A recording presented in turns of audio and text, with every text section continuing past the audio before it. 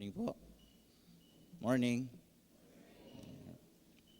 Let us put ourselves in the presence na po ni Lord, and if we have gadgets po or cell phones, we ask po na put them in silent mode or airplane mode para wala po tayong distractions ngayong worship service this Sunday.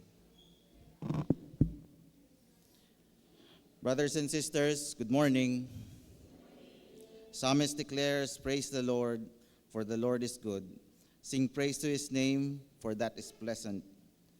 This morning, let our praises let loose from our hearts from the Lord's goodness, for his great and grace and his greatness.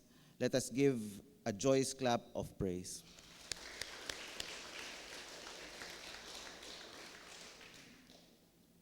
Brothers and sisters, let us be silent for a while as we prepare our hearts to worship.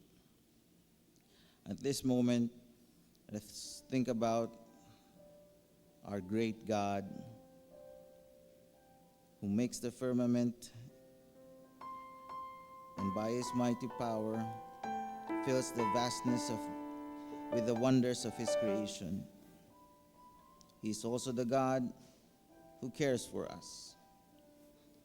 Let us think about the signature of God in his magnificent creation, and let us thank him as we feel the power of his love for us. Let us humbly consider his immeasurable love for us, that while we are still sinners, he sent his only beloved Son, our Lord Jesus, to redeem us from the yoke of sin and shame, brought us to his wonderful light, and provided for us his righteousness. Praise the Lord, my soul, who forgives all our sins and heals all our diseases, who redeems our lives from the pit and crowns us with love and compassion.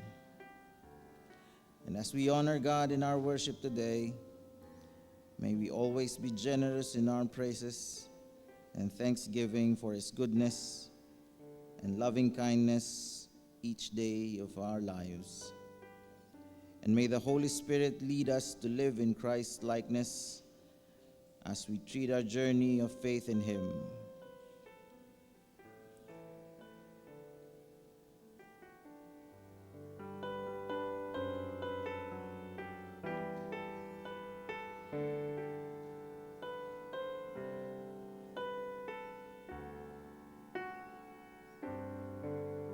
Let us all stand as we sing our opening hymn, "Fairest Lord Jesus."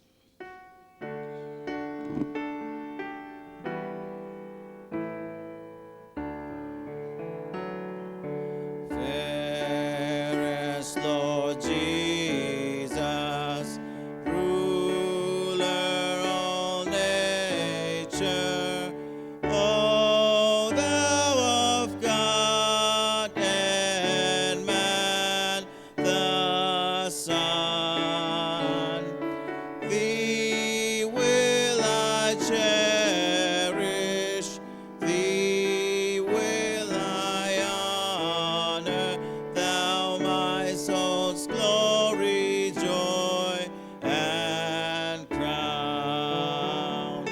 Fair are the green fields, fair still the woodlands, clothed in new leaves, which the fresh rains bring.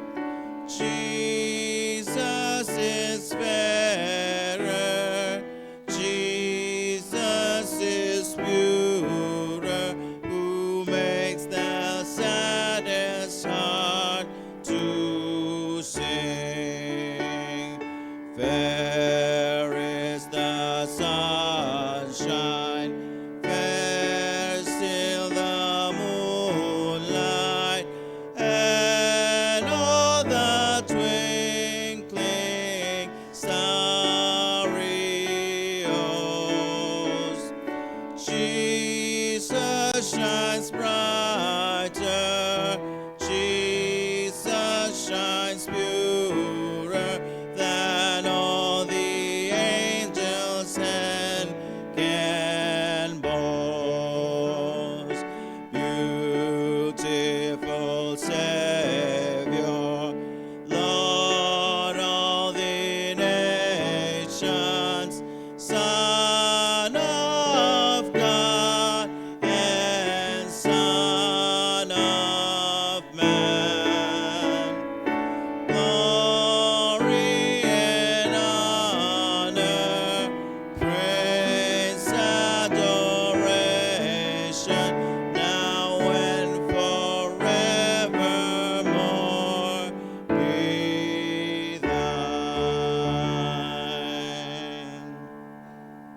Brothers and sisters, let us all together read the call to praise and worship taken from Psalm 66.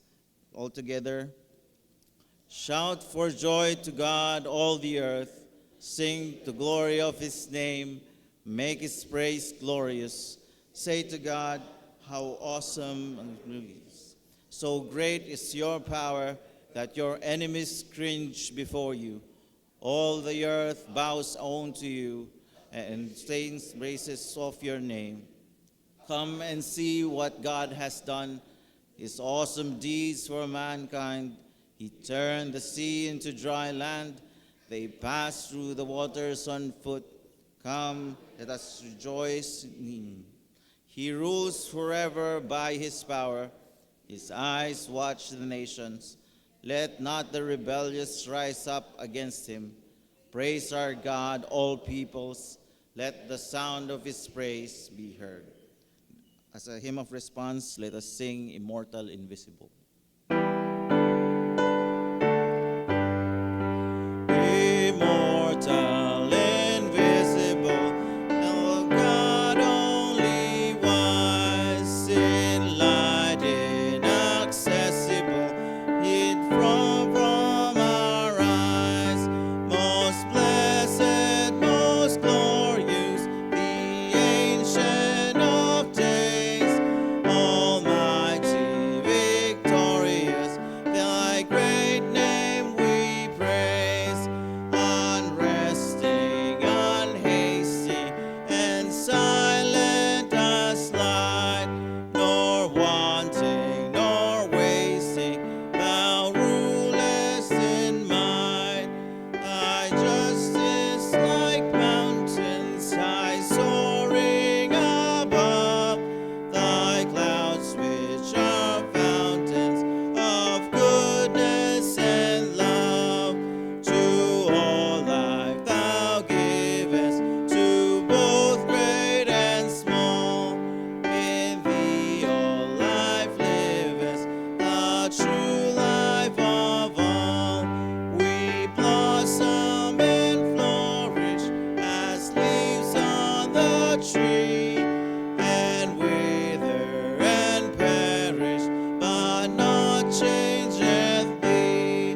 Great Father of glory, pure Father of light, thy angels adore thee, all veiling their sight. All praise we would render, oh help us to see, 'tis only the splendor of light hideth thee. Amen. Let us all be seated as we pray.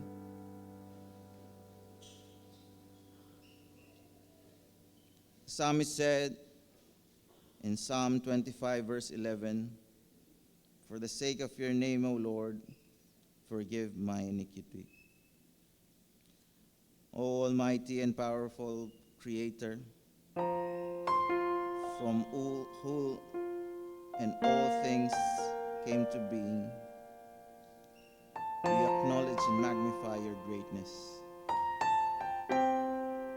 As your glory has filled our lives all throughout the past week, we come before you today, O Lord, with thanksgiving and adoration.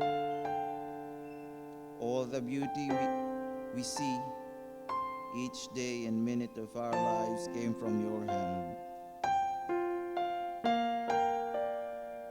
We see those wonders, O Lord, and we magnify you. As we stand before you today, O Lord, we ask that you search our hearts, O God. Create in us clean hearts and make them white as snow, O Father, for us to be worthy to worship you and come to your presence. We repent, O Lord, and present all our troubles and struggles at your feet.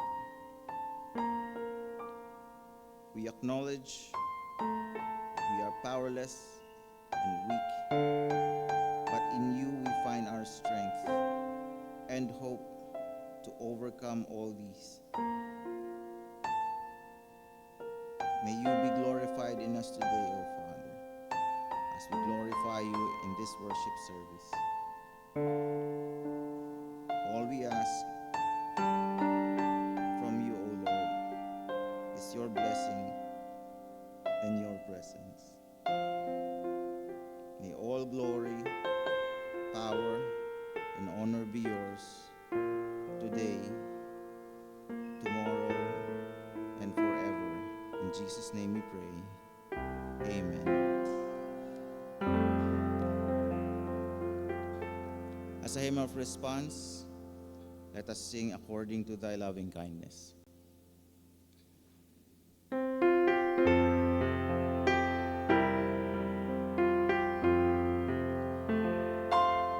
According to thy loving kindness, Father, have mercy on my sinful, wretched soul. Make me to know once more thy joy and gladness. Blot out my sin, oh, cleanse and make me whole. I humbly now acknowledge my transgression against the only Father is my sin. Restore to me the joy of thy salvation. Oh, purify my life without within. A contrite heart I offer thee, dear Father. Oh, hide thy face from all my sin, I pray. According to thy tender love and mercy, oh, pardon, Lord, this soul that went astray. I humbly now acknowledge my transgression against the only Father is my sin. Restore to me the joy of thy salvation. Oh, purify my life without within. Mga kapatid, patuloy po nating basahin ang tungkol sa pananampalatayang Kristiyano mula sa Katisismong Heidelberg. Ito po ay binabasa ng sagutan. Pagbasa sa Katisismong Heidelberg, Araw ng Panginoon bilang 34. Tanong, paano nahati ang 10 kautosang ito? Sagot.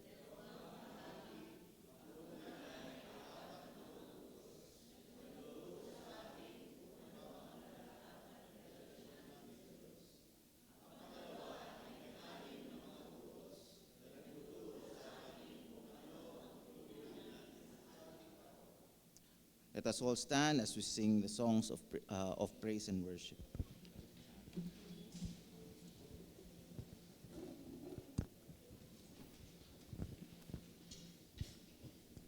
Good morning po sa ating lahat.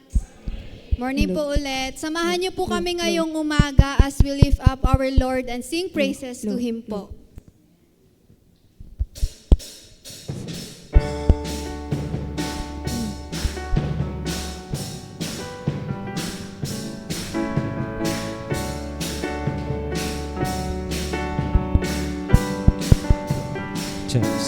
I lift my voice, I lift my praise to you. I lift my head, I lift my worship to you. And I love you more than I can say.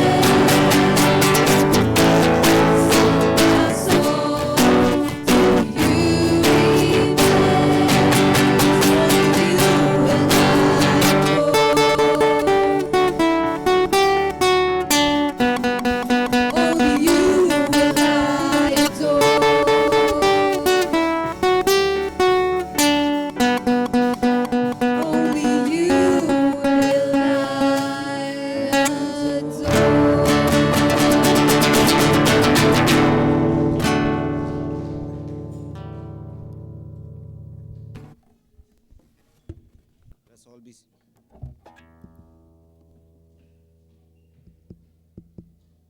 Let us all be seated. Brothers and sisters, we are privileged and blessed to have in our presence this morning our dear Reverend Rodel Katui, who will minister to us the Word of God. Let us give God a clap of praise for Pastor Rodel.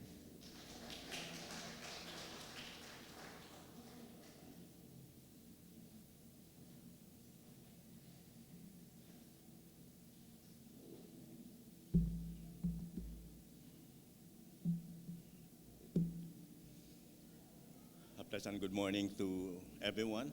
Ang bilis na 5 buwan. Ang bilis na 5 buwan, no? At least, alam ko November yung huli, October. So, alas kalahating taon. Glory to God sa pag-share ng message.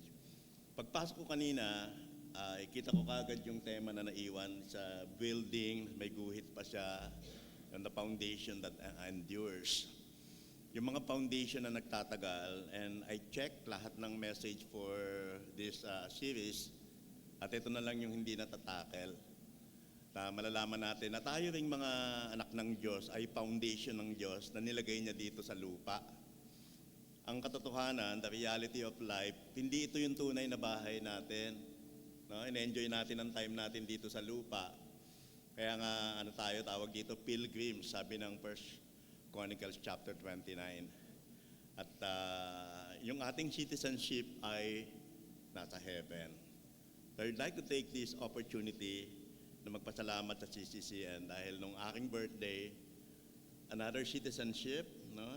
I turned 60 nung January 19. So salamat sa mga greetings at gift. Thank you kay God. So for the Word of God for today, let us all stand and read the scripture text, and it comes from 2 Timothy chapter 2, verses 14 to 26. Okay, 2 Timothy chapter 2, verses 14 to 26. If you have your Bible with you, or let's just look at the slides. Sa NIV, it says, "Keep reminding them of these things, warn them before God's against quarreling about words. It is of no value and only ruins those who listen.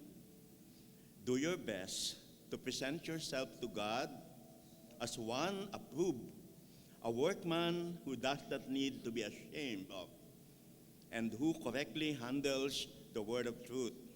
Avoid godless chatter, because those who indulge in it will become more and more ungodly. Their teaching will spread like gangrene. Among them are Hymenaeus and Philetus, who wandered away from the truth. They say that the resurrection has already taken place, and they destroy the faith of some. Nevertheless, God's solid foundation stands firm, sealed with this inscription: the Lord knows who are his, and everyone who confesses the name of the Lord must turn away from wickedness. In a large house, there are articles not only of gold and silver, but also of wood and clay. Some are for noble purposes, and some for ignoble. If a man cleanses himself from the latter, he will be an instrument for noble purposes, made holy, useful to the master, and prepared to do any good work. Flee the evil desires of youth, and pursue righteousness, faith, love, and peace, along with those who call on the Lord out of a pure heart. Don't have anything to do with foolish and stupid arguments, because you know they produce quarrels. And the Lord's servant must not quarrel. Instead, he must be kind. He must be kind to everyone. Yan. Able to teach, not resentful. Those who oppose him, he must gently instruct, in the hope that God will grant them repentance leading them to a knowledge of the truth. And the last verse, 26, and that they will come to their senses and escape from the trap of the devil, who has taken them captive to do his will. Blessed be the reading and meaning of his holy word. Our God, we thank you for reminding us of who we are. We thank you, Lord, as we treasure the calling that you have given us. We thank you, Lord, that your word is both spirit and life. So, Lord, be with us this morning. In Jesus' name we pray. Amen and amen. Okay. Tayo makakaupo na? Para sa ating Sunday worship ngayon, ang ating topic is the elect as God's firm foundation. Okay? Tayo pala mga elect ay foundation din ni God. Tayo mismo, dapat matibay ang ating foundation. No? Para kasama din po sa mga babae, hindi lang po yung foundation dito. Hindi tayo ay mga foundation ng ating Panginoon. So based on 2 Timothy chapter 2, verses 14 to 26, I can relate with the topic of foundation because I graduated civil engineering. I'm a civil engineer by profession. At yung aming thesis ay yung parte ng MRT sa station ng EDSA hanggang doon sa Galleria. So doon nakabase yung grade namin. At malalaman natin na kapag matibay ang pundasyon, matibay din yung structure. Yung mga bahay na pinapatayo, pag mas maraming floor, mas matibay ang foundation sa ilalim. May kaibigan ako na nagtipid, ayaw magbayad sa civil engineer. So nagpagawa siya ng bahay. After 1 week, nag-collapse. So yung inipon niya sa pagtatrabaho ay nasayang. So pag foundation, napakahalaga. At merong mga foundation talaga, may mga structure bumabagsak. Meron dalawa na sikat. Tingnan natin yung slide. Ito patalastas noon to laging ginujoke sa next slide. Nakita natin yung chinelas na yan, na Spartan. Nalala yung patalastas noon, may edad na, marupok ka. Wala pala akong tibay na maaasahan sa'yo. Isa yan sa mga sumikat na patalastas, no? Ang tao, marupok. Yung ating sumpaan, marupok. So, ang pangalawa, itong sikat na itong bridge na ito, dito sa Isabela, Santa Maria, ay nag-fall. Hindi alam kung sino yung may problema. Sabi ni Mr. President, tutuklasin daw kung sino talaga yung may kasalanan. Bakit bumagsak yung bridge na yan? Merong malaking truck na yata, mabigat yung tonelada doon sinisisi. Hindi ko alam kung ano talaga yung problema dito, pero one thing for sure, mahina ang pundasyon. So, makita natin yung line is they have fallen and the tendency is with the weak foundation. Yan, meron tayong 4 na mahalagang bagay na matututunan about us being elect. At unang-una, there is the description why the elect is God's foundation.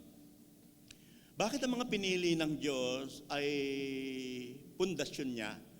At paano dinescribe ng Bible tayo bilang foundation? Okay, look at verse 19. Sabi ng verse 19, God's solid foundation. We are solid. At bakit sila solid? Because they stand firm and sealed with this inscription. Okay? So yung mga elect na ito, we, as the elect, a solid foundation, sabi dito, stands firm, at merong inscription. Kaya talaga malalaman natin na ang tinutukoy dito kung sino yung foundation ay yung mga elect. Bakit? Kasi merong inscription eh. At ano yung inscription? Tingnan nyo. The Lord knows who are His. Kilala ni God kung sino talaga yun sa Kanya. Kilala ni God. So ating tingnan, basically, number 1, the elect stands firm. Tumatayong matibay. Na may mga Kristiyano, yung totoong Kristiyano, kahit ilang pagsubok ang dumating sa buhay niya, nakatayo pa rin yan. Sa mga bahay na tinatayo, pag kinocompute namin yung mga loading nila, dinadagdagan niya ng wind load. Kung gaano kalakas ang hangin sa paligid niya, dinadagdag yun sa load ng bahay. Para pag malakas ang hangin, meron na siyang panlaban. Okay? So ang mga anak ng Diyos din, hindi agad tumutumba. Hindi lang nabati sa birthday, hindi nababalik sa church. Diba? Nakatampuhan lang, wala na. Alam nyo, matibay dapat yung mga Kristiyano. Totoo yung walang pusong mamon. Talagang ang pinili ng Panginoon, matibay yan. Stand firm. Diba? Kahit tayo mga lalaking asawa, matibay. We're standing. We're understanding. Yan mga under, di ba? Understanding tayo eh. Ano ba ibig sabihin ng understanding? Mga lalaki, mga husband. Ba? Kahit ina-under siya, he is still standing. Yun ang ibig sabihin ng understanding. No? Nakakalungkot kapag nagpo-profess tayong Christian, tapos andaling tumumba. Tapos may problema, maglalaylo muna ako, di magpapakita ng 3 taon, saka na ako babalik. Ang conflict sa church ay bahagi ng ginagamit ni God upang mag-grow yung mga anak niya. Ba? Kung ikaw ay irritable, hindi ka makakakita ng church na perfect, na hindi ka tutumba. Kasi i-hone ni God yung ating character. Diba? Pag irritable ka, magpapadala si Lord ng isang irritable, papakilala sa'yo. No? Susubukin talaga tayo ni Lord. They stand firm. Look at verse 19. Nevertheless, God's solid foundation and stand firm. Ako natisod ako noong 1987, nasasabi ko na noon, praise and worship. Kaya talaga yan, isa yan sa mga trial, tampuhan. Nawala ako ng 3 taon. 1988 to 1990, nagwala ako kasama ni Kuya Toy. Nando kami sa Ermita. Nasa mga nightclub, kumakanta, 70 pesos per song. Pero tinawag uli ako ng Panginoon pabalik. Pagbalik ko ng 1990 hanggang ngayon. So for the next 35 years, kaya na natin yung mga pagsubok ng buhay. We stand firm. Sabi ng 1 John 2:19, merong mga kasamahan tayo na nawala sa atin. No? Sabi nila, backslide. Pero sa totoo, ang sagot ng 1 John 2:9, kaya sila nawala sa atin kasi hindi naman talaga sila sa atin. So it doesn't guarantee that if we are attending the church, we are all elect o tinatawag ng mga pinili ng Panginoon. Sasalain talaga ni Lord yan. Pag bumalik, ang totoong Kristiyano, babalik at babalik yan kahit anong mangyari.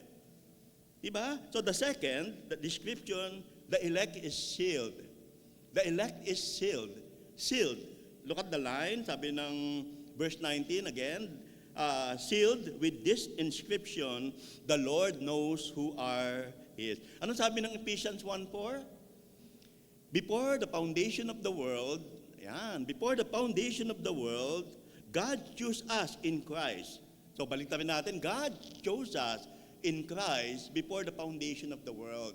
Hindi pa nililikha yung mundo, alam na ni God kung sino yung sa Kanya. Kung sino yung mabuborn again sa taktang panahon na inappoint ng ating Panginoon. At ang Ephesians 1:4 ay sinususugan ng Ephesians 1:11 about the sovereignty of God, no, na talagang walang makakapigil o makakaprostrate sa plano ng ating Panginoon. Kaya yung mga hindi pa nakakakilala ngayon, meron niyang takdang panahon, maybe next month, next week. Kasi alam na ni Lord kung sino yung pinili, kaya tayo ginagamit ni God sa witnessing and evangelizing upang ipahatid sa kanya yung mensahe na pinili ka ng Lord. Okay? So that is the first, descriptions. We stand firm. Pangalawa, we are sealed. At napaka-bless pa natin, may bonus si God. Yung Holy Spirit na nasa atin is the sign and seal of God's salvation. Kaya tayo nagpapabaptize. Ito ay nagpapakita at ang ating mga sacraments ay mga signs and seals that we are saved, na pinili tayo ng Panginoon. Ngayon, kilala na natin kung sino tayo, sealed. Tapos, we stand firm, matibay tayo. The second, merong mga distinctive marks ang mga pinili ng Diyos. Okay? Merong mga distinctive mark. Malalaman mo talaga kung sino yung mga pinili ni Lord. Sabi ng 2 Timothy chapter 2 verse 20, in a large house contains not only vessels of gold and silver, but also of wood and clay. Some indeed are for honorable use, but others are for common use. Tingnan niyo yung mga linya. Okay? Una, vessels of gold. Makikita yung linya. Ayan. Tapos silver. Sino ba yung mga vessels of gold and silver? Mamaya papaliwanag ko sa inyo. So, ang pangalawa, the distinction, meron namang wood and clay. Look niyo yung linya, the difference. Wood and clay. Tapos for honorable use, tapos wood and clay, diba? Tapos for common use. So merong ginagamit si God for honorable use, lahat na nasa church. This is what we call the visible church. Nakikita ng lahat, the local church. Okay? Pero dito sa atin, sabi ng Bible merong gagamitin si Lord for honorable use at meron namang gagamitin si Lord para sa common use. So ang distinction, ang metaphor na ginamit ni Paul ay gold and silver, yung isa wood and clay. Kita nyo agad yung quality? Di ba? Si Jesus ay binigyan ng, di ba, yung mga pantas, ang regalo, gold. Kasi ibig sabihin, matimbang yung value niya. Tapos yung wood and clay, mahina. Okay, ano kaya ibig sabihin yan? Okay, tingnan natin yung next slide para mas maliwanag. I'll show the comparative presentation nito. The distinctive marks of God's elect. Unang-una, merong gold and silver. Pagkatapos itong linya na ito, tatanungin mo, ano kaya ako? Gold or silver o wood and clay? Nakikita natin yan. Unang-una, ang pagpapaliwanag sa gold and silver within the visible church, okay, wood and clay, tapos within the visible church, they are the invisible church. Ito medyo medyo deep theological, sa biblical theology. Ang visible church tayo na nakikita. At ito'y nalilintulad doon sa Old Testament Israel. Okay? Sa Old Testament Israel, nagpatuloy ang church sa New Testament. Yung Old Testament Israel, dire-diretso siya yung continuity sa New Testament church. So, ibig sabihin, sa dalawang yan, doon sa tinatawag na Old Testament Israel and New Testament church, sinasala ni God kung sino yun sa Kanya. Ibig sabihin, merong distinction ng true believers saka unbeliever. So, ibig sabihin, itong visible church na nakikita, may mga realization ng Bible, hindi tayo judgmental. Merong true believer at meron pa rin hindi talaga naniniwala. That is the description. Di ba? Visible church nakikita. Pero, within this visible church, merong invisible church. At sino yung invisible church? Yun yung ecclesia. Hindi nakikita kasi yung mga believers that comprises the body of Christ. Dalawa ang description ng church. Tawag na visible church, local church, CCCN, Marikina, Palmera. Pero within this, merong invisible church. The spiritual, tayo, ang katawan ni Kristo. So yun ang tinatawag, itong invisible church na gold and silver. Ang ibig sabihin ng gold and silver, meron mga true believers. Ang large house na sinasabi is the church, the visible church. Ngayon, tingnan natin comparatively, ano naman yung wood and clay? Ang wood and clay naman, within the visible church, as an organization, merong mga unbelievers. Meron pa rin sa atin na maaaring hindi pa rin talaga naniniwala. Okay? Ngayon, balikan natin, may isa pang ibig sabihin ng gold and silver. Individually, okay, ito natin yung next line. Individually, the individual symbol, refer to good works and godly teaching. So, ang gold and silver, ito rin yung ating mga mabubuting gawa. Tapos, yung ating mga itinuturo na talagang godly. Bakit may godly? Kasi may false teachers dito sa 2 Timothy 2. Merong false teaching at merong godly teaching. So dalawa ang hina-highlight ni Paul doon sa tinatawag na invisible church dito. Yung representation ng gold and silver is for the church, being the true believers, and for the individual, yung ginagawa niya, yung good works and godly teaching versus false teaching. At dito naman sa wood and clay, ang ibig sabihin naman ng wood and clay, ito ang individual symbol na nagre-refer sa mga bagay na dapat alisin ng unbeliever, alisin ng believer sa kanyang buhay. Ibig sabihin, kailangan ng cleansing ni Lord. May mga ginagawa pa tayo minsan na hindi karapat-dapat sa Lord. Pag sinabing purge, pupurgahin, talagang tried as gold and silver, tatanggalin yung mga latak, yung mga hindi maganda sa atin. Yan ang ibig sabihin ng gold and silver and wood and clay. At kilala natin kung nasan tayo dyan. At alam natin kung pinili tayo ng Panginoon, the Holy Spirit that speaks to us that we are chosen by God. Yun ang distinctive mark. Let me elaborate. Sa next slide, ito yung description ng distinctive mark. Number 1, God's elect are holy. Nakakalimutan ng marami na ang purpose ng church ay hindi paramihan ng verse. Na ang church ay hindi pagalingan sa Bible. Ang church, hindi lang kantahan, hindi lang ginagawa natin. Ang main objective, that's why we are in the church, is to be holy. Holiness talaga ang objective ng lahat ng church.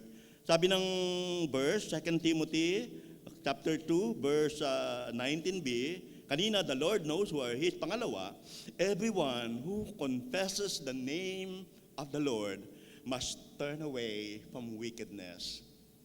Kaya meron mga churches na bumabagsak kahit malalaki may mga skandal. Kasi hindi pa nagturn away sa wickedness. Gusto ni God i-purify yung kanyang church. Alam niyo ba kung ba't ako napunta sa Christian Reformed Church? Galing po ako ng Pentecostal Church, Jesus Reigns Ministries.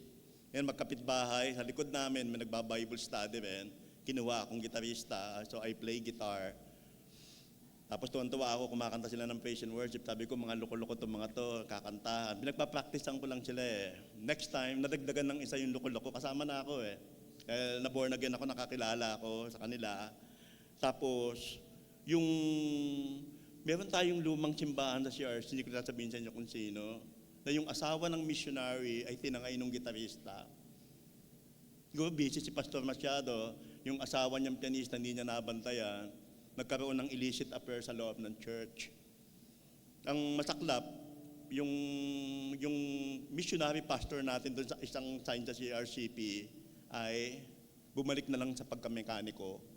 Iniwan niya yung pastorate. Tapos itong asawa niyang babae, yung gitarista, kinuha pa niya sa Amerika, pati yung buong pamilya. Kasi nag-a-announce sila na mag-repent sa gitna ng church. Yun ang una kong attend. Tapos nawalan, gitarista naghahanap, may calling si Lord. So, doon ako nag-umpisa sa Christian Reformed Church na yun. Pero sabi ko, hindi po ako nananangay ng asawa. Gitarista rin kasi ako. Tanggalin ang wickedness. Merong wickedness sa loob ng church. Minsan nakakapasok yung masamang kaisipan. At ano yung instruction sa atin that God's elect are holy? Look at the next verse. We are made holy by God. Look at the next line. The slide, yeah, made holy. And sa verse 22, tingnan nyo yung instruction sa ating mga elect. Flee the evil desires of youth and pursue righteousness, faith, love, and peace. No, tayo mga anak ng Diyos, talagang pag sinabi yung mga evil desires, nagkakaroon talaga ng mga skandal. Kaya yung mga kabataan natin, huwag kayong mau-offend. Minsan masyadong strict ang mga leaders, strict ang mga parents. Kaya naman sila ganun, for your own goodness. No, para sa kabutihan natin yan. Iba na daw mga kabataan ngayon, mapupusok. Ang simbahan ay instrumento ni God upang mapanatili kayong holy and pure before the Lord. Kaya napakaganda na mapabilang sa isang iglesia, sa isang church. At ang trabaho nating mga leader ay talagang alagaan sila. Look at the picture, nakaabang lang si Taneng, pero tayo we are sealed. We are sealed, mga kapatid. So yun ang unang distinctive marks that the God's elect are holy. Okay, paliwanag natin kung bakit napakahalaga ng holiness. Sa next slide, mayroong libro si R.C. Sproul, I read this, at dito ko natutunan, maraming pursuit sa buhay. Ang dami nating hinahabol sa buhay, mga pangarap. Oh, look at the line. The many pursuits in life, pero alam nyo ba, that only few take holiness desirably. Kayo na nagagawa ng prayer meeting. Yun ang nagagawa ng devotion, yun ang nagagawa ng ating Bible reading. No? It's just an expression of pursuit or desire to be holy. At ang salitang holy, para malaman natin na napakahalaga, it was mentioned 600 times in the Bible. Look at the line. 600 times in the Bible. At pagkatapos, sa susunod na linya, sa Book of Leviticus, ang Book of Leviticus ay devoted to the idea and subject of holiness. Ang Book of Leviticus, sabi ko sa devotion sa Call 316, Ito yung underappreciated na libro ng Bible sa Old Testament. Hindi binabasa yung Leviticus. Marami mga ritual. Pero itong book na ito, nandito yung pinaka-heart ng message niya sa Leviticus 11:44 na sabi ni God, "Be holy, for I am holy." This is the key verse that unlock the book of Leviticus. At sabi ng Hebrews chapter 12 verse 14, ito yung ating pinaka-aim sa buhay. Tingnan niyo yung malaking verse niya sa susunod na slide. Napakalaki niyan para hindi natin makita. To make every effort to live in peace with everyone and to be holy. Hindi huli. Sinahuli. Na? Tinawag tayo ni God upang maging holy. Naalala ko yung ano ba yung isang issue, no? Diyan nakikita ko lang sa Facebook, yung scandal na doon ko nalaman. Ang alam ko, kanta ng River Maya 214. Pero ito hindi kanta kasi 224. Ano 224? Sabi ng aking ministry head, Pastor, 224 ba yan? Tomorrow, today, and forever. Okay? Tapos sabi ng isang artista, sinabihan yung lalaki. Sabi naman ng lalaki na gumawa noon, hindi, ganyan ka rin naman eh. Ang kaibahan lang natin, hindi ka nahuli. Kumbaga inaalat ako nahuli, ikaw hindi ka pa nahuhuli. Mga kapatid, anong sabi dito? Make every effort, merong effort to live in peace in everyone and the effort to be holy. Diyan pumapasok yung ating mga discipline sa church, prayer meeting, di ba? Bible study, small group. Okay, yan ang mga bagay na nalalaman natin mahalaga. Bakit mahalaga ang holiness? Because without holiness, no one will see the Lord. You will never see the movement or the hand of God in your life if we are not holy. Yung holiness nagbibigay sa atin ng sensitivity sa galaw ng Panginoon sa ating buhay. Meron pangalawang distinctive marks ang mga elect ni God. Kanina, okay, in the next slide, we see that God's elect are holy. The second is eto. Yung mga pinili ni God, yung mga elect, are useful to the Master. They serve. They serve. Consistently nagbabasa ako ng church leadership, isang article sa internet, mga bagay tungkol sa church nangyayari. Alam niyo ba, merong 5 cry sa deathbed? Pag malapit ng mamatay yung isang Christian, merong number 1 na cry in the deathbed. Yung di na siya makakilos, talagang mamamatay na siya. Isa lang yung kanyang pinaka-confession, kung maibabalik ko lang yung panahon, mag-serve na ako kay Lord. Na-miss out niya ang pag-serve kay Lord. Minsan maraming mga condition, mag-serve lang ako kay Lord pag nakatapos yung bunso ko. Di ba? Pag nakatapos yung aking panganay, di ba? Pag nakagraduate na, di ba? Yung iba, pag maayos ng kalagayan ng pusa ako, o iba-iba ang mga reason ng mga tao, bakit ayaw pang mag-serve? Ba't ayaw pang mag-serve? Pero malalaman natin dito, ginamit yung salitang useful to the Master. Vessel. Look at verse 20. Ito yung tinatawag na noble purposes na gagamitin tayo ni Lord. Verse 20, some are for noble purposes. And look at verse 21. If a man cleanses himself from the latter as wood and clay, he will be an instrument. Ang ginagamit ni God yung mga gold and silver. Yung mga elect ni God, ginagamit niya for a certain purpose. Kaya kanina kinuhanan ko ng picture yung mga kabataan. I think this is one thing that I miss. Ang daming musician sa church, pero walang nag-aasikaso at walang motivate para i-form yung isang group. Kasi yung commitment sa isang church ministry, nagkakaroon ng yung mga bata, encouragement, passion, saka yung goal na mag-serve ako kay God through this kind of ministry. Lahat tayo merong place in the body of Christ at magandang malaman natin yung paglalagyan natin sa simbahan. Sabi diyan, he will be an instrument for noble purposes, made holy, useful to the Master, useful for God, and prepare to do good work. Yun ang sinasabi ng Ephesians 2:10. Ang alam lang kasi natin yung Ephesians 2:8 and 9. For by grace you have been saved through faith.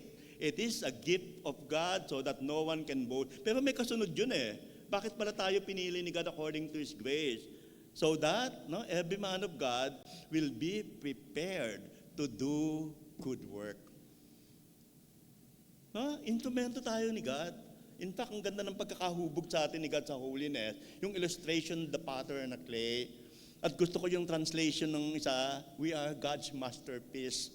Tayo ay mga obra ng Panginoon na gagamitin sa kanyang ubasan.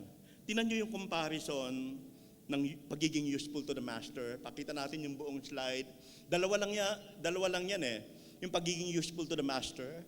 Based on verse 20 and 26, ang instruction ng Bible, flee from, tumakbo ka. Pero on the other hand, pursue. Ito yung habulin mo. Look at the negative side. Ito yung kailangan natin takbuhan. Yung mga evil desires. Yung mga evil desires. Kaya alam nyo talagang sinasuggest ko talaga na yung Bible natin ay printed Bible. Bakit mahalaga yung printed Bible? Kasi pag cellphone ang lagi mong ginagamit, minsan naka-internet kami mga lumalaba, may mga nagpa-pop up sa gilid. No? Imbis na mapapa-abante ka sa Word of God, mapapa-atras ka. Yun ang kaibahan nung yung tinatawag na nagre-rely lang tayo sa Bible sa cellphone. Ito kasi walang kaagaw eh. Tapos masusulatan mo siya. At sinasabi ni Bill Gates, merong disadvantage ang tawag dito, yung cellphone na nasa bahay ng mga e-book. Hindi nagbabasa si Bill Gates ng e-book. Dinabasa niya talaga mga libro, mga printed copy, bukod sa nakaka-strain sa mata. Okay? So tumakbo sa mga evil desires, tumakbo doon sa mga false teaching, tumakbo doon sa mga godless chatter. Maraming natetem ngayon dahil sa nangyaring ang ICC concern, lumalabas yung mga Christians kung saan sila favor. Di ba? Tapos nagkakaroon ng mga godless chatter, nakikipag-away sa Facebook, no? Pinagtatanggol yung kanyang side. So sabi dito, avoid yung mga godless chatter, yung mga foolish discussions, quarreling, and resentment. Minsan pag hindi natin makumpronta yung mga taong kinainisan natin, sa Facebook natin inilalagay, magpapatama. Maganda rin kasi nakapag-pray ka na sana makita niya, sana mabasa niya. Ganoon ang hope natin. Minsan hindi tayo makapag-confront. Pero nabibiktima tayo na makisali sa mga foolish instruction. Sabi dito ni Paul, takbuhan natin ito. And instead, ano yung ating ipupursue? On the right side, we need to pursue righteousness. We need to pursue faith, love, and peace. We need to pursue kindness, gentleness, truth, and patience. Alam ko kalahati nito, nandito yung fruit of the Spirit. Patience, gentleness, kindness, love, peace. O 5 dito, nasa fruit of the Spirit. Kasi nasabi ni Apostol Pablo, we need to pursue yung mga bagay na ito. Bakit kailangan nating i-pursue? Kasi meron nakaabang na destroyer. This is our third point. The destroyer that traps God's elect. Okay? Binanggit kasi ng verse 26 na tinatrap yung mga pinili ni God. Sino yung destroyer? Ano yung destroyer? Walang iba, kundi yung mga false teachers. Karamihan ng mga napupunta sa kulto, yung mga hindi nagbabasa ng Bible. Amen. Amen lang ng amen. Kahit di naman tinitingnan ko ano yung sinasabi ng pastor. Even si Apostol Pablo na nagtuturo siya, di ba anong ginagawa ng mga Berean Christian? Kahit si Pablo yan, kine-check nila kung nakasulat talaga sa salita ng Diyos ang kanilang sinasabi. Ano ba ang ginagawa? Ano ba yung teaching nila? Yung mga false teachers, sabi dyan, their teaching will spread like gangrene. Yung gangrene, alam ko yung aking bayaw, dito namatay eh. Yung nicotine na bumaba sa kanyang paa because of a cigarette. No? Because yung cigarette ay nasira yung kanyang paa. Imbis na ipaputol, kinuha doon sa yung asawa niya, pumunta doon sa natawag na yung mga halaman, alternative. Mga halaman ng ginamit, hindi nagpaputol, yun ang kinamatay niya. Pero kung pinaputol sana, maaaring buhay pa kahit pilay. Ganyan daw ang mga false teaching, parang gangrene. Di ba? Sigarilyo. May mga Christian na pagka Dati tayo naninigarilyo, hindi na tayo naninigarilyo, ha? Wala na. Ako hindi ko natikman yun, isang beses lang. Sabi ng tiyo, tikman mo, masarap yan. Inuluwa ko. Sayang nga daw, Philip Morris pa yun. Nakala ko champion eh. Ha? Ingat tayo, ingat tayo. All we like sheep have gone astray. Yung astray ay magpapaalala. Talagang maliligaw ka, mga kapatid. Ganyan ang false teaching kung kumalat. Kung kumalat. At hindi tayo mabibigtaman ito kung nagbabasa tayo ng Bible. Alam si Pastor Nomer, may professor for 9 years at doon ako na under aking training. Talagang encouragement niya. Kahit napakaraming magagandang libro yung Bible, you need to know your Bible. Minsan mas gusto pa natin yung mga magagaling na scholar, yung mga derivative ng kanilang lesson. Check natin yung Bible. Sabi ni Kay Arthur, yung nagpunta dito sa Pilipinas, nagturo ng how to study your Bible, yung mga bagay na ikaw mismo yung nakakita at na-discover mo na parang ilaw, yun ang maglalas sa buhay mo. More than the things na narinig mo kaysa sa mga secondary source, preacher. Yung mga ikaw ang nakaka-discover, yun ang mga truth ng Bible na mag-i-stick sa'yo, na palagi mong maaalala. Ang ginamit dito, among them are Hymenus and Philetus who have wandered away from the truth. Okay, look at the line. Naligaw na sila eh. Meron dalawa. Okay, the next line is who have wandered away from the truth. At ano yung false teaching na tinuturo nila? They say that the resurrection has already taken place. At ang ginagawa nila, they destroy the faith of some. Meron tayong mga big na mga scholar, mga kilala na maaaring mag-fall, nagkaroon ng maling turo. Pero maganda ipag-pray natin sila na makabalik sila rather than to condemn them. Okay? So yan, no? Ang tinuturo dito ni Hymenus at ni Philetus, spiritual daw yung resurrection, walang bodily. Yun yung false issue dito. Pero kung babasahin natin yung Bible, lahat pala tayo ay, diba? Pag dumating si Lord ngayon, yung mga unang babangon yung unang namatay. Pero sabihin merong bodily resurrection. Bakit merong bodily resurrection? Kasi kung spiritual lang ang resurrection, wala nang purpose yung hell. Yung hell kasi, kaya ibabalik tayo sa katawan natin, pagdating ng turo natin sa end times theology, may pupuntahan ka, it's either heaven or hell. Yung hell is just as literal na mararamdaman talaga ng katawan natin. Kasi kung spiritual lang ang resurrection, yung body, hindi natin mararanasan yun. Kaya meron talagang bodily resurrection, hindi tayo nananakot, pero yung talagang mapupunta sa impyerno, mararamdaman nila yung apoy. Okay? At magtatagis ang mga ngipin nila. Diba? Kita natin yung lake of fire na sinasabi. So ito yung picture, yung buong slide. Makikita natin dito yung picture ng pinag-aaralan. Ang warning, sabi ng Matthew 7:15, beware of false prophets who come to you in sheep's clothing, but inwardly they are ravenous wolves. Okay? Nakita niyo dyan, yung mga Christians who don't study the Bible, yan yung madaling mabiktima. Yung amen lang ng amen. Amen! Ba? Tuturo pala sa cellphone, amen! Ha? Pero kung kilala natin ang ating Bible, hindi tayo mapupunta sa mga maling katuruan, sa maling religion, masasala natin kung ang sinasabi ay totoo. Ano ba ang mga characteristic ng mga false teachers? Meron dalawa. What are the characteristics of false teachers? Number one, mapupunan nyo agad to eh. Look at number one, unang characteristic. Sabi ng text, number one, they are quarrelsome. Kikipag-away talaga yan, debate.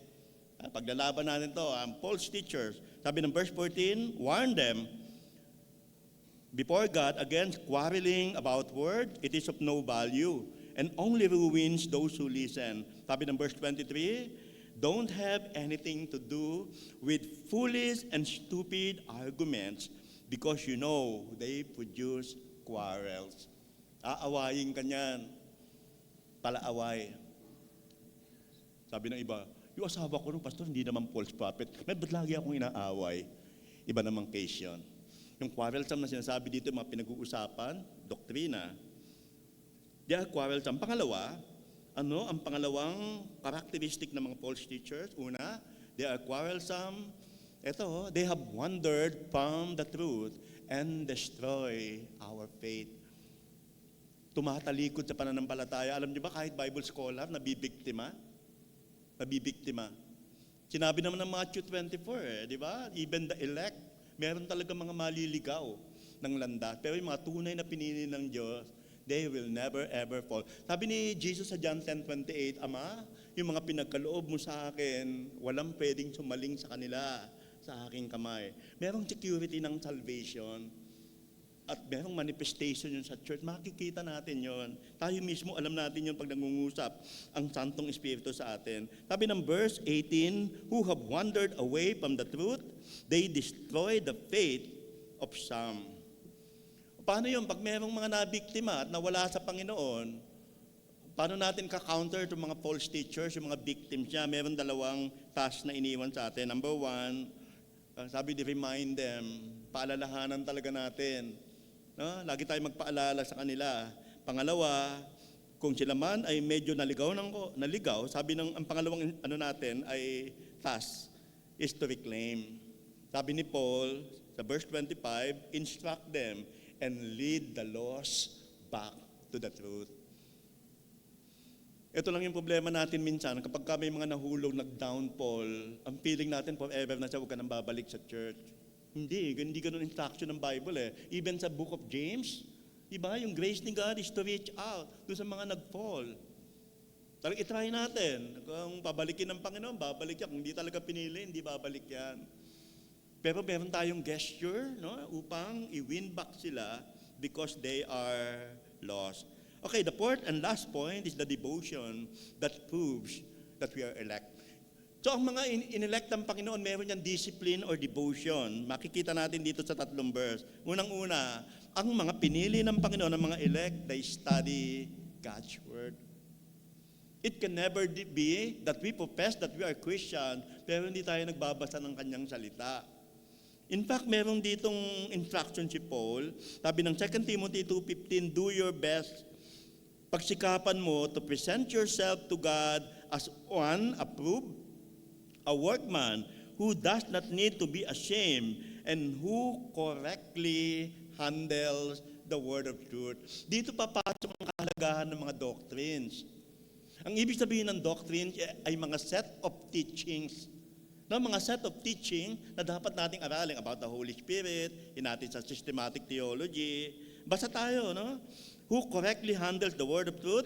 At sabi ng verse 15, maganda yung translation ng King James, study to show yourself approved. Aralin mo talaga ang salita ng Diyos. Pangalawa, ang pangalawang devotion na meron ng mga elect ni God, hindi lamang study God's word, talagang they pursue righteousness. Gusto talaga kasi, sabi ng Matthew 6:33, seek ye first the kingdom of God. But look at verse 22, flee the evil desires of youth and pursue righteousness, faith, love, and peace along with those who call on the Lord out of a pure heart. Pardon for letter L, it should be big, about the Lord Jesus Christ. Call on the Lord out of a pure heart. Ang pursue ng righteousness kasama yung prayer. We're calling in the name of the Lord out of a pure heart.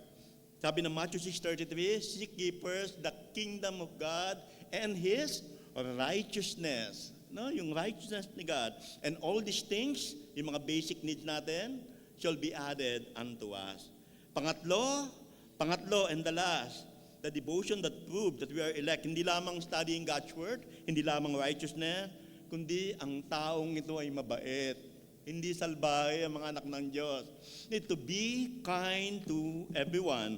Sabi ng verse 24, ang mga anak ng Diyos, yung mga servant niya, yung mga elect, sabi dito, must not quarrel. Hindi pala away, ha? Wala mga Kristiyano na pala away. You know? Hindi pala away. Minsan ayaw ibigay ng kapitbahay yung password, galit na galit. Naawa yung kapitbahay. Okay? Anong kasunod dito? He must be kind. Sa kanya lang, sarili, churchmate, family, hindi. Be kind to everyone, able to teach, and not resentful. Hindi mapagtanim ng galit. Hindi bitter, but better. Hindi sa resentful.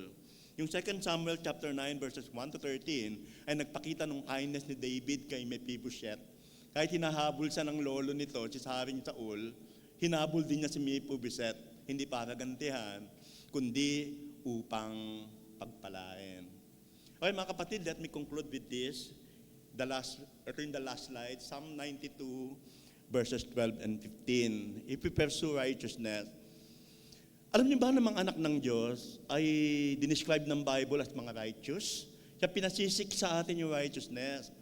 Itong gusto kong gamiting conclusion patungkol sa foundation.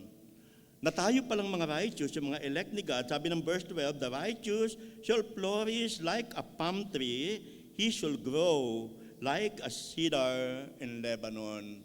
Ang mga anak pala ng Diyos ay inihalin tulad sa isang puno. At wala sa Pilipinas nito.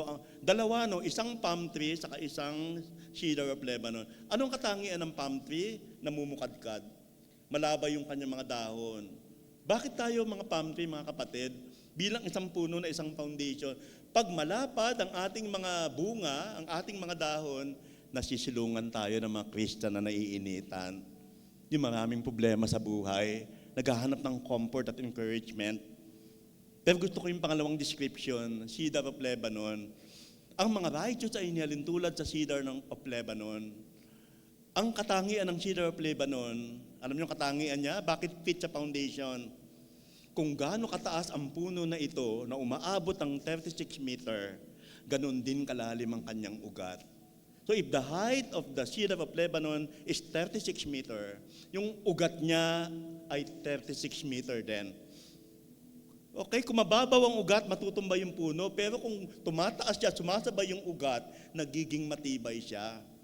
Yun ang katangian ng cedar. At tinalin tulad tayo sa cedar of Lebanon, pag mataas, tinitingala.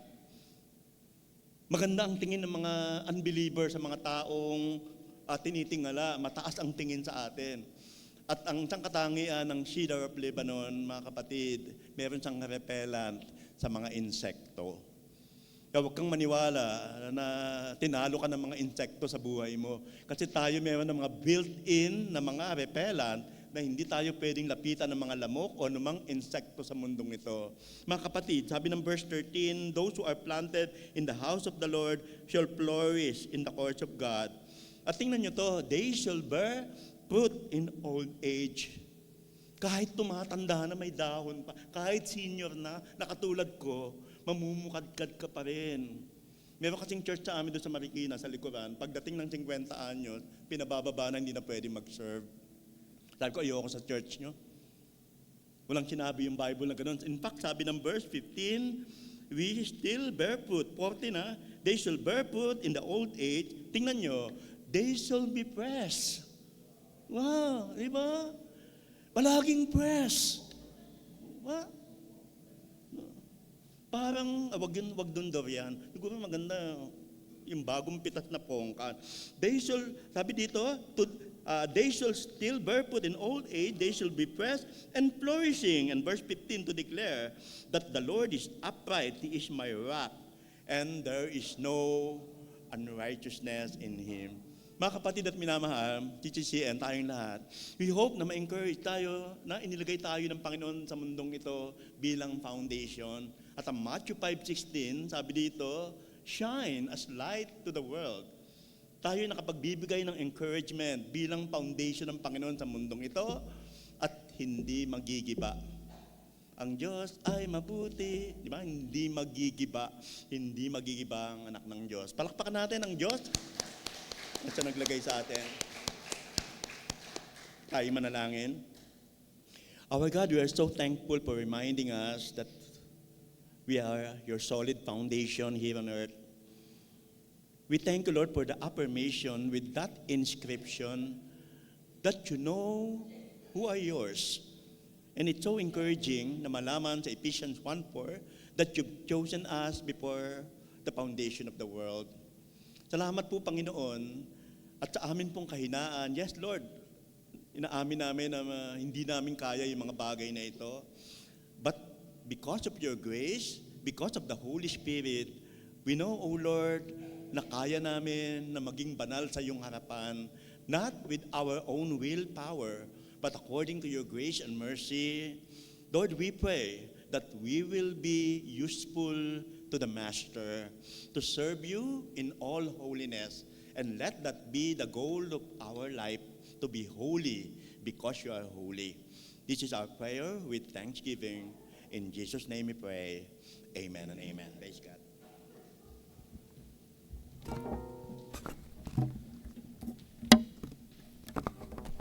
Shall we all rise po for our response song?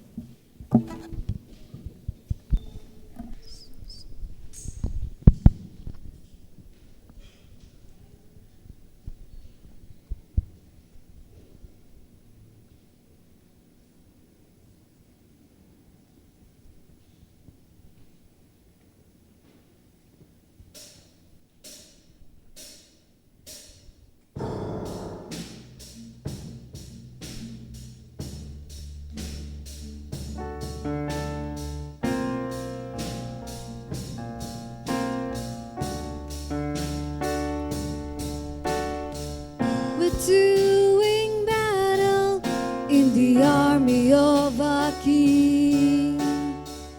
A mighty struggle in the fight that can't be seen. Make us strong in you, Lord. Make us mighty by your power. For we struggle not with men, but the evil of this hour. We will stand strong. By your power we will stand, and we'll battle in the Spirit for revival in this land. We will stand strong, and your kingdom will proclaim. For the honor of your name, we will stand.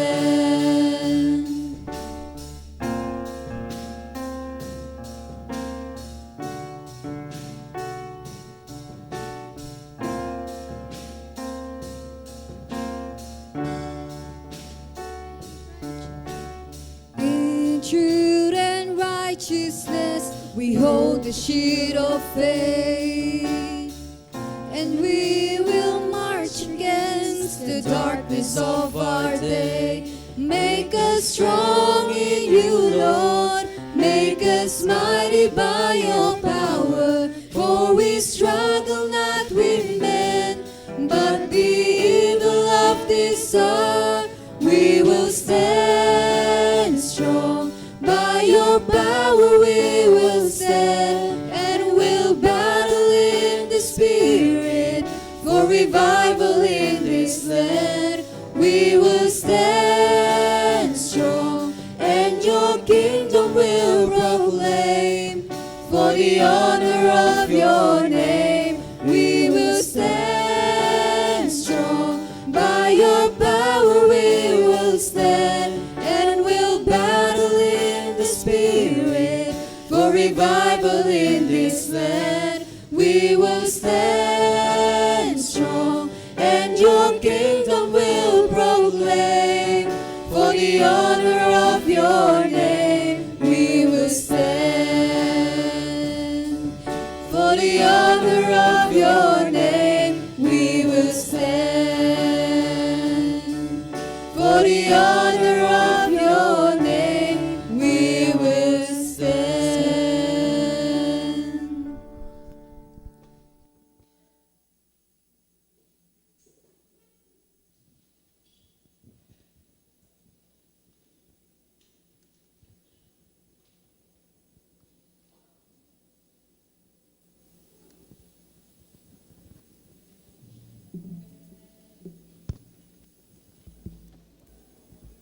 Hello. For our offertory exhortation, taken from verse 97. Each of you should give what you have declared in your heart, to give not reluctantly or under compulsion, for God loves a cheerful giver. Brothers and sisters, let us continue honoring our loving God through the tithes and offerings that we will offer Him. Bring our tithes and offerings, help us to trust God and have faith in His provision.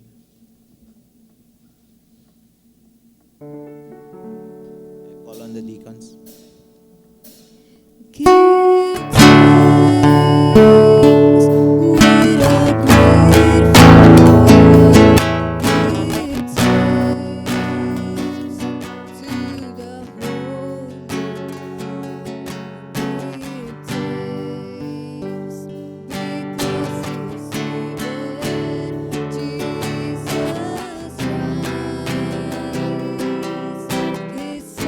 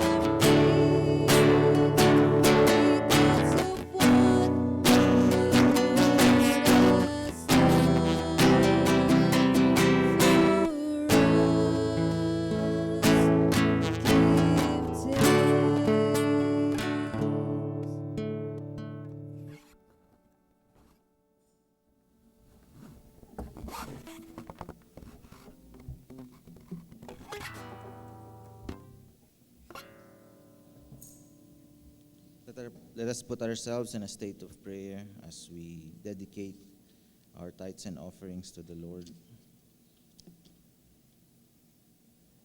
O Lord, most benevolent, to whom the foundation of the world ascribed to, we thank you today for all the wonders and marvelous works that you have done.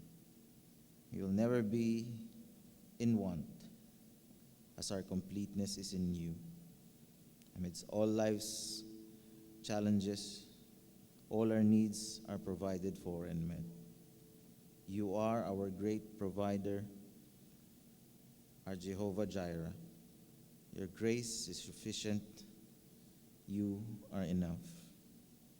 You supply all our needs according to your richness and glory. You give your angels charge over us. We thank you for your caring heart, O Lord. As we come to you today, take this portion of our earthly labor, O Lord, and use it for the expansion of your kingdom. Take these along with our being, O Lord, and all our lives. Use us, O Lord, for your greater glory. Keep us holy, O Lord, for us to be worthy of you as we worship you today, tomorrow, and forever. May you be ultimately praised and glorified. For thine is the kingdom and glory, the power, forever and ever. In Jesus' name, amen. Let us all stand for our doxology.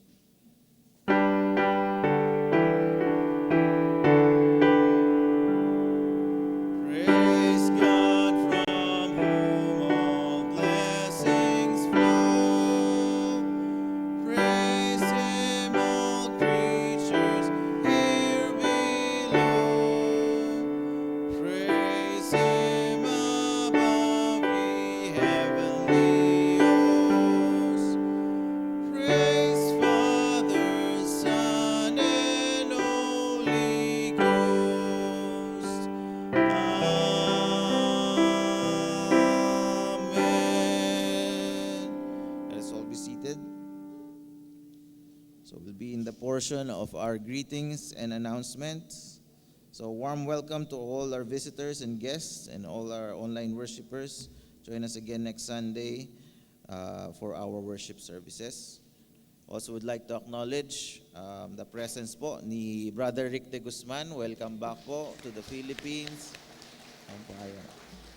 Brother Rick, so welcome back po. So we'll be moving on po to the greetings of our birthday celebrators. So for March 20, si Sister Grace Boado. So kung nasan man siya. And syempre on March 22, si Kuya Renante Sabakan. Woo! Happy birthday, Kuya Nance. Okay, so there will be no wedding anniversaries po for this week. And moving on po dun sa ating mga announcements. So prayer meeting po will be on Wednesday, 9 a.m.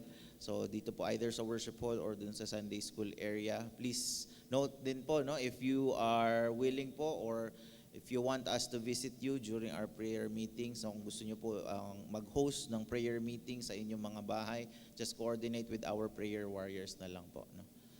Okay, so wala po yan. So membership class po will be every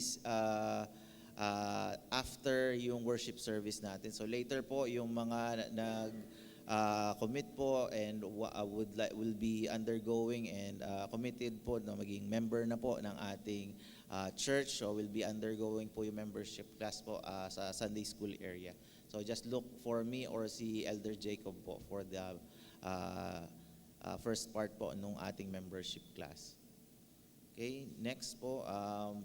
So we'll be having the Daily Vacation Bible School po, no? Sometime in the next month or around April, no? So we are calling on VBS volunteers as teachers to be part of the committee, no? Please coordinate with Teacher Jessie or si Deacon Michelle po, no? Tsaka si Deacon Angie po kung meron po kayo interest to be part po as a teacher or part po ng committee on our next Vacation Bible School po. So next po is later din po, no? So pinagpapaalam din namin yung mga youth, no? They'll be having po ang film showing natin on this worship hall around 1 p.m. So yung Overcoming Giants po, film showing part 1 po natin mamaya. So imbis na sa mall na lang sila manood ng sine, dito libre lang. And meron din po silang evaluation din po regarding dun sa napanood nila. So yun nga po pinagpapaalam na namin in advance yung mga anak ninyo. Okay, next. This will be yung Pray and Seek na Convergence. Okay, on March 30 po, no? Praying with all your heart. So again, pinagpapaalam po namin yung mga parents po nung mga ating kabataan, no? This will be held here po sa CCCN on March 30. Tapos ang maging speaker po ay si Elder Alvin Bailon, no? Ang main topic po is praying and seeking God through prayer. So praying with all your heart. So ito ay March 30. Okay? Ano pa ba? Okay? And yung bundle of 7 po, nasa likod lang po. Or coordinate lang po kayo kay Deacon Tess regarding po dun sa ating evangelism na ginagamit na tracts, no? So this is made by our own church, no? So tsaka it's easy to relate to. Kung madali lang siya, 5 points lang yung kailangan natin to encourage po kung sino man yung makahalubilo natin, either through sa daily lives mo natin, ka-work, kapitbahay, kaibigan, or katsikahan sa internet. So we can share po yung good news, no, through the bundle of 7, no, yung ating tracts, no, for CCCN. So kung wala na pong announcement, so we are calling po si Pastor Rodel for our closing prayer and benediction.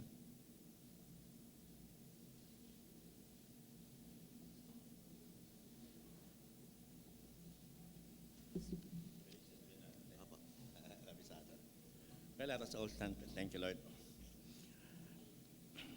Muli, Panginoon, nagpapasalamat po kami sa araw na ito, Lord's Day, that you've given us time. Maraming salamat sa mga pagpapalang dinulot mo. Even yung mga challenges at hamon ng buhay ay ginagamit mo upang tumibay kami.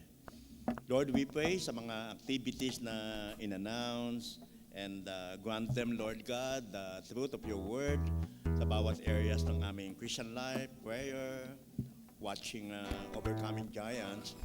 Ito ay magpapalakas ng aming pananampalataya at discipline or devotion, Lord, that we are your elect and to be useful to the Master. We thank you for another year of life that you have given kay Grace at kay Renante. May you continually bless them, Lord God. Give them the gifts na lalong maglalapit sa kanila sa inyo. And use them as a light, maging pagpapala sa kanilang family, sa church, sa trabaho, at kahit sa lugar na gagamitin mo sila. Maraming salamat din, Lord, sa iyong patuloy na kalakasan na ginagawad sa amin, kagalingan sa sakit at karamdaman, wisdom sa mga decision na ginawa at gagawin namin, malaki man o maliit. Higit sa lahat, Panginoon, papasalamat kami sa assurance ng salvation at nakita namin that we are God's elect. And Lord, you made us holy and your foundation in this world upang maging kanlungan ng mga taong nabibigatan. Thank you, Lord, also for the gift of faith that you've given us. We want to give you back all the praises, glory, honor, and blessing. People of CCCN, the Lord bless you and keep you. The Lord make His face to shine upon you and be gracious to you. The Lord turn His face towards you and gives you peace. In Jesus' name we pray. Amen.